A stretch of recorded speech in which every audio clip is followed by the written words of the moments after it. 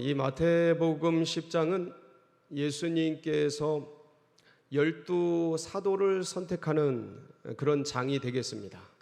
그래서 그동안 예수님을 따르는 여러 제자들 중에서 예수님이 베드로를 비롯해서 마지막 가룟 유다까지 12명의 제자들을 불러서 사도라 칭함을 받게 합니다. 그리고 이 마태복음에 의하면 10장에 이르러서 예수님께서 선택한 12 사도들을 둘씩 짝지어서 전도 현장 실습을 파송하게 됩니다. 오늘 말씀이 바로 예수님께서 선택한 사도들을 전도 현장 실습을 보내면서 전도의 수칙과 당부의 말씀을 드리는 중에 나온 말씀이 바로 16절 말씀이 되겠습니다. 왜 저희들도 JDTS 하면 여러 시간 강의를 듣고 마지막 때에 그 일주간 현장 실습을 가지 않습니까? 바로 그 현장 실습이고 전도 현장 실습이라고 이제 보면 되겠습니다. 그러니까 주님께서 참 둘씩 짝지어 주실 뿐만 아니라 너희들이 가는 길에 이방인의 길로도 가지 말고 사마리아의 그 땅으로도 가지 말고 어디로 가냐면 이스라엘의 잃어버린 영혼들, 소외된 영혼들, 가난하고 헐벗은 영혼들, 연약한 영혼들, 병든 영혼들에게 그들에게 가서 귀신을 쫓고 병을 치유하고 하나님 나라가 가까이 왔다라고 선포하고 전도를 하여라 라는 여러 당부의 말씀과 더불어 전도의 수칙들을 이야기해 주십니다. 그리고 나서 주님의 안타까운 심정을, 그리고 이 세대를, 그 당시의 세대를 진단한 말씀을 이야기하시는데 그게 바로 16절 오늘 우리가 읽은 말씀입니다. 이 말씀에는 짧지만 그 당시를 진단하고 그리고 오고 오는 세대의 이 세상의 속성과 본성을 이 짧은 말씀 속에 정확하게 진단을 해 두셨고, 그래서 이러한 세상 속에서 과연 제자들은, 사도들은, 그리고 그 뒤에 오고 오는 주의 백성들은 어떻게 살아야 하는지, 어떤 자세로 살아야 하는지에 대한 기가 막힌 해안들이 이 말씀에 담겨져 있습니다. 그래서 오늘 우리가 이 사도시대에 예수님 당시의 상황과 환경을 잠깐 보고 나서 이제 우리 시대에 과연 우리는 어떻게 뱀같이 지혜롭고 비둘같이 순결하게 살아가야 하는가를 나누게 될 터인데, 오늘의 이 말씀이 여러분 심령 깊이 새겨져서 꼭 붙들고 살아가는 귀한 말씀 되시기를 축복합니다. 내가 너희를 보냄이 양을 어디로 보냄과 같도다? 이리 가운데 보냄과 같도다. 그러니까 주님이 진단하신 그 당시의 상황과 환경은 집에서 기르던 어린 양, 목축의 대상인 이 양이 마치 이리가 드글드글대는, 늑대가 우글우글 거리는 밀림, 정글, 광야, 들판, 그 속으로 이 제자들을 보냄과 같은 환경이었던 것입니다. 그러니까 주님이 말씀하신 이리, 곧 늑대는 과연 어떤 것이었는가를 생각해 보면 그 당시에는 큰 두 그룹의 늑대 그룹이 있었어요. 한 그룹은 뭐냐면 성전을 중심으로 종교 기득권을 장악하고 있었던 제사장, 사두개인, 바리새인, 그리고 서기관, 랍비, 그리고 이들 속에서 구성된 공의회 의원들이라고 칭해지는 그 당시의 종교 권력이었습니다. 유대교라고 칭해지는 그 종교 권력자들이 자신들의 성을 만들어서 자신들의 율법주의에, 바리새주의에 견고한 진을 만들어 놓고 이 체제를 가지고 연약한 백성들을 다스리고 통솔하며 그러한 그러한 종교, 그러한 율법주의 종교 속에서 비춰지는 그런 것들만을 따라오도록 호도하는 그러한 이리떼들, 늑대떼들이 드글드글 거렸던 시대였습니다. 그리고 또 하나의 이리 그룹은 어떤 그룹이었냐면, 이 당시 이스라엘은 로마의 식민 지배를 받고 있었습니다. 그래서 로마의 관료들, 로마의 지배자들, 대부분 군인들, 관료와 군인들이었던 이들이 또 다른 이리떼였습니다. 그런데 놀랍게도 마지막 때에는 그 악한 자들이 서로 친구가 되듯이 이 당시의 종교 권력과 이 식민지를 지배하는 지배 권력들이 서로 결탁을 한 채 이스라엘 전체를 포갑과 압정 속에 다스리고 있었습니다. 이런 상황 가운데 이스라엘 백성들은 그들이 기다리던 메시아는 누구였냐면, 이런 어려움과 폭력과 압제와 착취와 고통과 어려움들을 이길 수 있도록, 해방시켜 줄 수 있도록, 자유롭게 할 수 있도록 그러한 메시아, 그러한 구원자, 그러한 그리스도, 이런 정치 권력으로부터, 경제 권력으로부터, 고통받는 어려움으로부터 해방시킬 위대한 다윗의 후손, 만왕의 왕, 만주의 주, 위대한 능력의 사람, 그 사람을, 그분을 자연스럽게 메시아로, 그리스도로 소망하며 기다리게 되었습니다. 그러한 세계가 이스라엘이었던 거예요. 그런데 정작 이제 제자들이 전해야 되는 예수님은 어떤 분이냐면, 갈릴리 나사렛에서 나신, 자라나신 연약한 분이에요. 성경에서 별로 그렇게 많이 전달되지도 않은 고난받는 종이란 말이죠. 출신 성분 자체가 이름도 없고,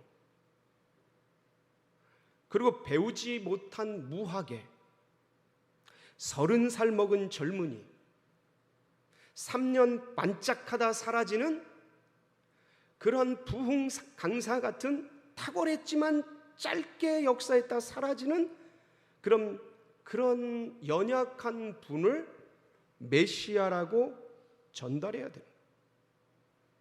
나사렛 예수, 그분이 이 인류를 구원하는, 이스라엘을 구원하는 구원자이시다, 메시아이시다라고 전달을 해야 되는 거예요. 그러니까 이게 먹히겠냐 이거예요.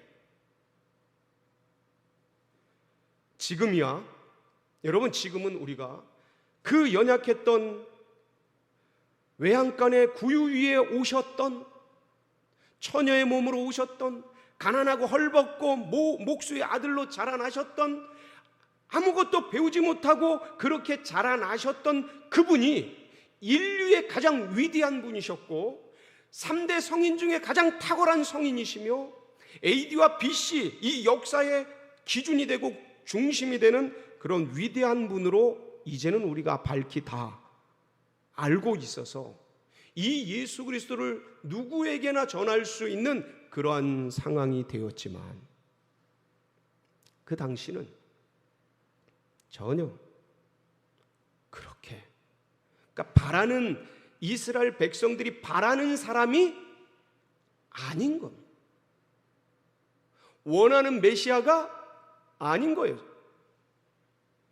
그러니까 주님, 예수님 자신도, 메시아 자신도 내가 어떻게 죽을 것을 알고, 내가 어떻게 군인들에게, 제사장들에게 잡혀서 죽을 것을 아시니, 본 메시아를, 그러니 당신을 따르는 제자들에게 이스라엘이 어떻게 할 줄을 너무도 잘 알고 계시는 거였습니다. 그러니까 그들에게 당부하신 말씀이 뭐예요? 내가 너희를 보냄이 이리 가운데 양을 보냄과 같으니 너희는 뱀같이 지혜롭고 비둘기같이 숨겨라라. 여기서 우리는 약간 좀 어색한 부분이 들 수 있어요. 마음이 들 수 있습니다. 뱀같이 지혜로라고 하는 예수님의 말씀이 약간 어색할 수 있습니다. 왜냐하면 뱀은 원래 뭐의 상징입니까? 뱀은 마귀의 상징이잖아요. 사탄의 상징이잖아요. 그런 뱀을 생각하노라면 그 뱀의 지혜가 별로 그렇게 간교하고 별로 그렇게 유익할 것 같지 않은데 이 비유를 쓰시는 이유가 무엇일까? 를 우리는 생각해야 합니다. 여러분, 뱀은 누가 지으셨죠? 하나님이 지으셨어요. 지으신 들짐승 중에서 가장 지혜로운 동물이 뭐였냐면 뱀이었습니다. 꼭 잊지 마세요. 뱀이 타락해서 원수마귀의 그러한 그 쓰임을 받았지 원래는 하나님이 지으신 동물입니다. 어떻게 지었어요? 가장 들짐승 중에 가장 지혜롭게 지으셨습니다. 그게 어디에 나옵니까? 창세기 3장 1절 한번 볼까요? 시작. 그런데 뱀은 여호와 하나님이 지으신 들짐승 중에 가장 간교하니라. 뱀이 여자에게 물어 이르되 하나님이 참으로 너희에게 동산 모든 나무의 열매를 먹지 말라 하시더냐. 그런데 뱀은 여호와 하나님이 지으신 들짐승 중에 가장 간교하니라. 가장 지혜롭다는 말씀입니다. 이게 원문이. 근데 이제 타락을 해서 간교해진 거죠.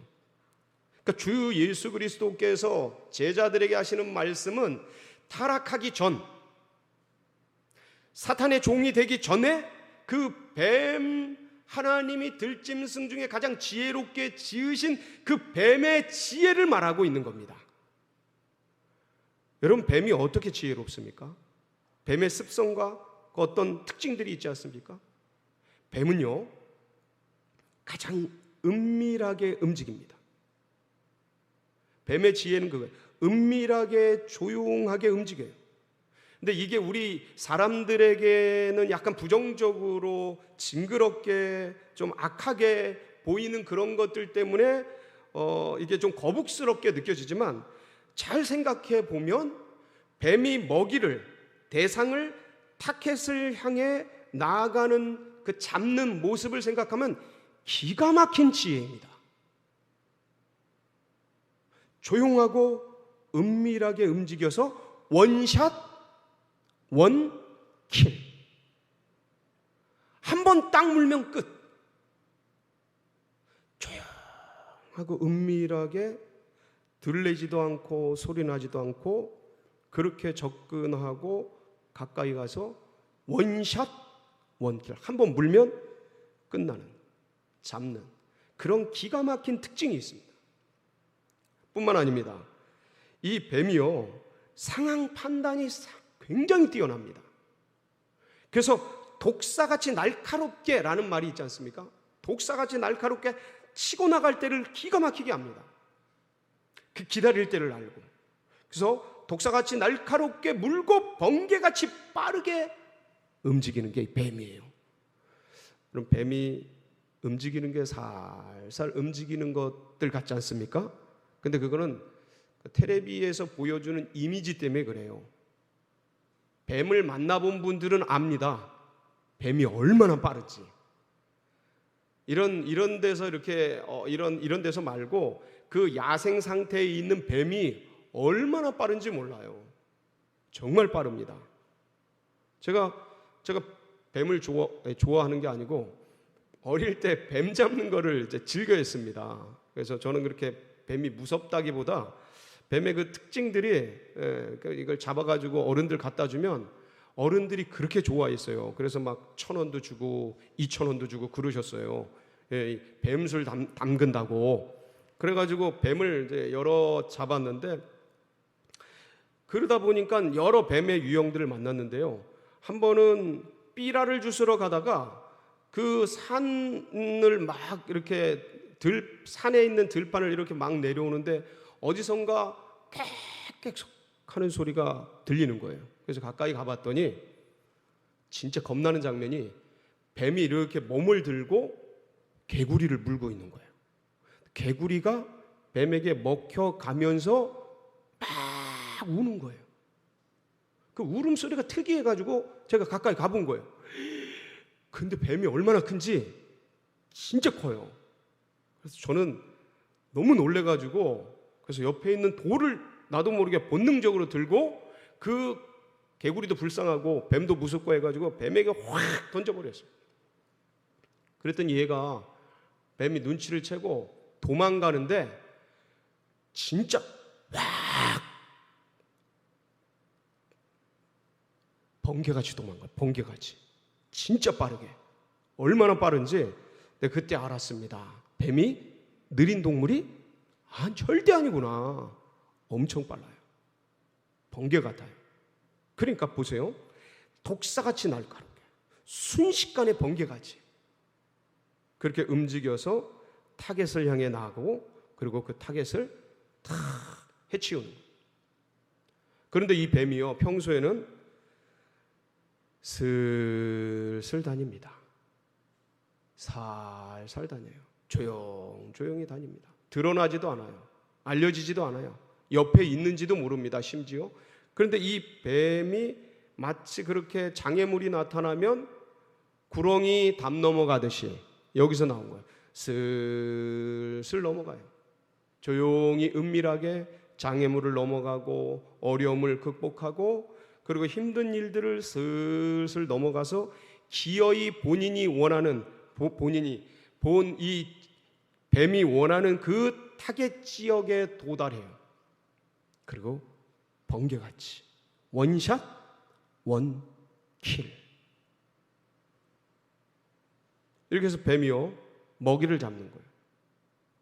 그 지혜를 가져라. 제자들에게 주님이 말씀하신 거예요. 이런 지혜를 가지고, 이런 방법을 가지고, 이런 노하우를 가지고 세상에 나아가서 타락한 뱀이 유혹한 사람들처럼, 그런 것처럼 거꾸로 이젠 세상에 던져져 있는, 세상이 전부인 줄 알고 하나님 없이 세상에 있는 모든 것들을 따라가는 그 영혼들을 이제 거꾸로 주님 안으로, 복음 안으로, 은혜 안으로 데리고 돌아오는 뱀의 지혜를 발휘하라 라는 말씀을 이 뱀의 지혜에 함축해서 주님께서 전달을 해 주신 거예요. 그런데 여러분, 우리가 뱀의 지혜만 있으면 어떻습니까? 믿음의 백성들이 뱀의 지혜만 갖고 있으면 어때요? 사람들에게 손가락질 당합니다. 독사 같은 놈, 능구렁이 같은 것들, 욕을 먹고 손가락질 당해요. 뱀의 지혜만 있을 뿐만 아니라 거기에 반드시 함께 있어야 되는 것이 뭐예요? 비둘기의 순결함.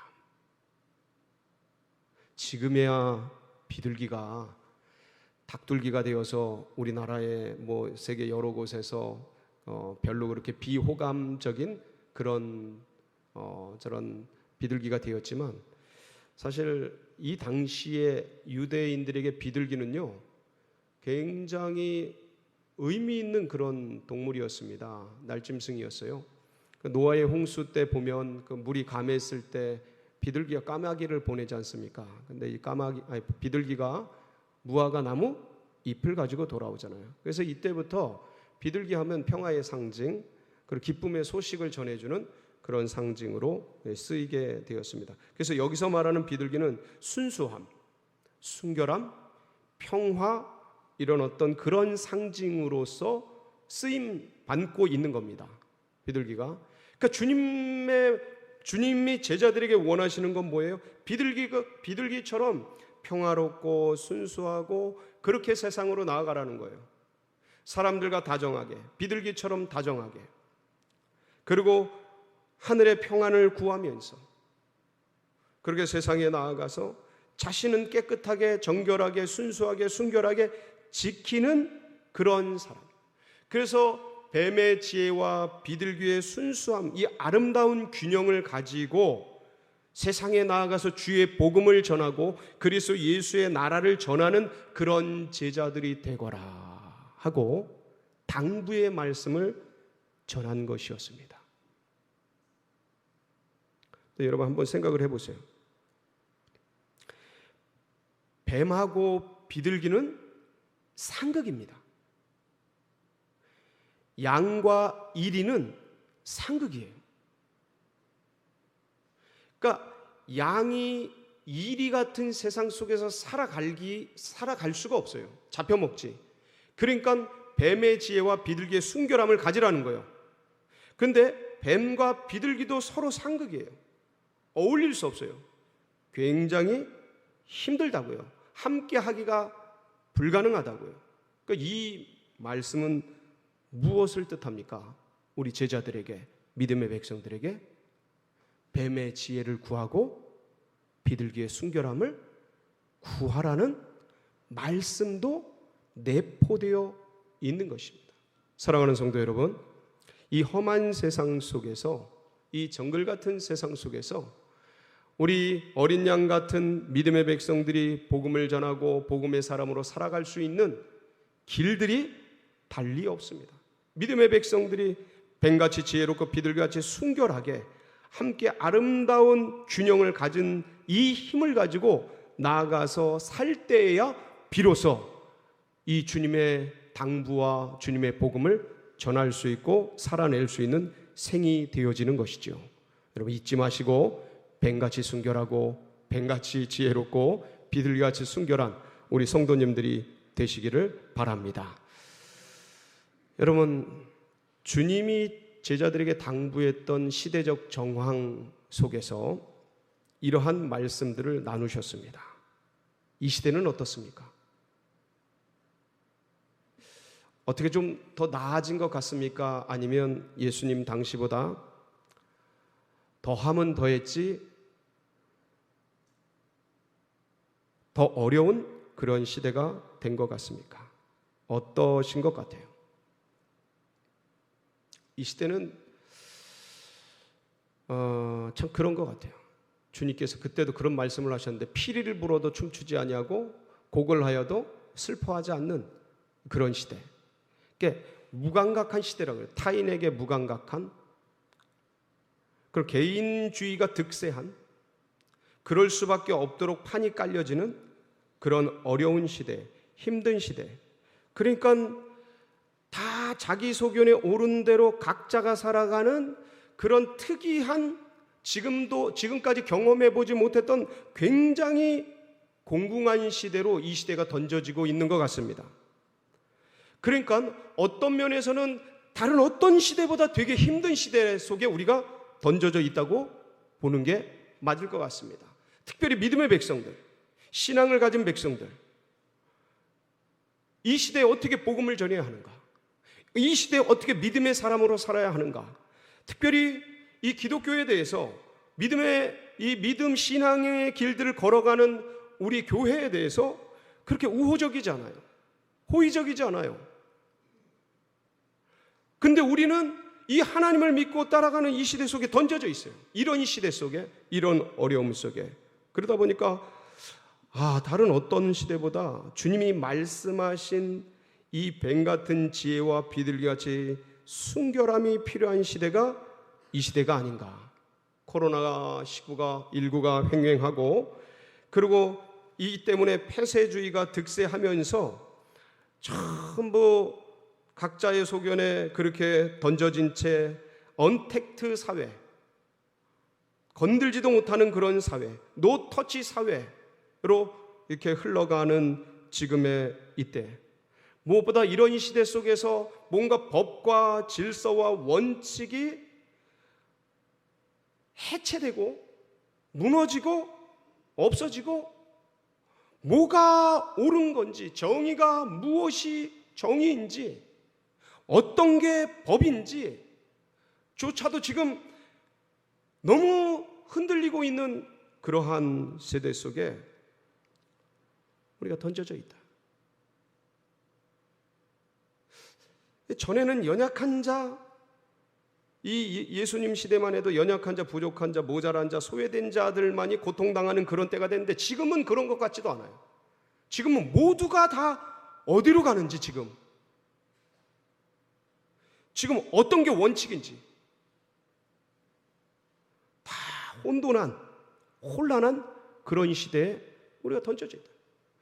대통령이 자살을 하고 시장이 자살을 하고 국회의원이 당대표가 죽음에 뛰어드는, 그럼 뭐가 옳은지, 뭐가 바른지, 뭐가 법인지, 뭐가 원칙인지, 왜 이런지, 어디로 가는지 모든 게 다 혼돈되고 섞여버린 그런 시대에 우리가 던져져 있는 것입니다. 지금 무엇을 해야 되는지, 어떻게 해야 되는지 분별하기 힘들기조차 한 그런 때에 우리가 던져져 있다. 뭘 쫓아가야 되는지, 뭐가 맞는 건지, 원칙이 어떤 건지, 바른 게 무엇인지 전부 섞여버린다. 해체되고 혼합되고 무너져 있는 이 시대에 진짜 그야말로 정글 같은, 밀림 같은 시대에 우리가 던져져 있는 그 느낌을 우리 모두가 지금 느끼고 있어요. 이걸 같이 느끼고 있는 거죠. 그러니까 이런 시대이기에 다른 어떤 때보다 우리 내면에는 주님의 그 영성, 주님이 말씀하신 비둘기같이 순결한 그 영성, 그 은혜, 그걸 사모하는 것과 더불어 우리가 상황과 환경과 어떤 판단을 할 때는 뱀같이 지혜롭게, 확실하게, 뚜렷하게 구별하면서 함께 나아가는 그런 힘이 우리 믿음의 백성들에게 꼭 필요한 지금의 시대입니다. 그래서 우리 선조들은, 우리 신앙의 선배들은 이 주님의 말씀, 뱀같이 지혜롭고 비둘기같이 순결하여라 하는 이 말씀을 가슴에 품고 어떻게 외치기 시작했냐면, 한 손에는 성경을, 한 손에는 신문을, 이런 모토를 가지고 주의 영성과 세상 사회성과 전문성을 이 균형 잡힌 믿음의 사람으로 자라가야 한다라는 모토를 가지고 세상을 살아오셨던 것입니다. 이 시대에 우리가 던져져 있는 우리로서 다시 한번 주님의 말씀을 제상 가슴에 생각하면서, 하나님, 우리에게 뱀같은 지혜와 비둘기같이 순결함을 부어주시옵소서 구하면서, 하나님, 한 손에는 성경을, 한 손에는 신문을 들고 주님의 은혜와 지혜의 균형 잡힌 믿음의 백성으로 이 걸음걸음을 걸어가게 하여 주시고, 이 혼탁하고 혼돈한 무엇이 옳은 건지 지금 전부 섞여버린 이 시대 속에서 주님의 주시는 말씀과 기도, 이 지혜와 은혜 붙들고 믿음의 길을 걸어가서 주님이 당부하신 이 사명 온전히 감당하는 우리 믿음의 백성들이 되어지도록, 우리 성도님들이 되어지도록 한 주간도 뱀같이 지혜롭고 비둘기같이 순결한 삶이 되시기를 주의 이름으로 축복합니다. 같이 기도하시겠습니다.